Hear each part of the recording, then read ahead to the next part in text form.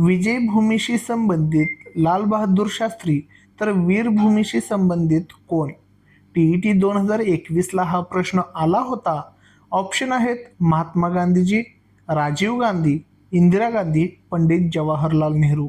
आणि याचं योग्य उत्तर असणार आहे ऑप्शन 2 राजीव गांधी.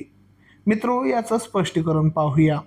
हा प्रश्न भारतातील प्रसिद्ध व्यक्तींच्या समाधीस्थळावर च्या नावावर आधारित आहे. विजय घाट म्हणजेच विजयभूमी हे भारताचे माजी पंतप्रधान लाल बहादूर शास्त्री यांचे समाधीस्थळ आहे.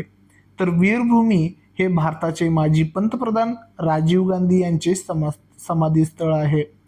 इतर पर्यायांबद्दल माहिती घेतल्यास महात्मा गांधीजी यांच्या समाधीस्थळाचे नाव राजघाट आहे, इंदिरा गांधी यांचे शक्तीस्थळ आणि पंडित जवाहरलाल नेहरू यांच्या समाधीचे स्थळाचे नाव शांतिवन असं आहे.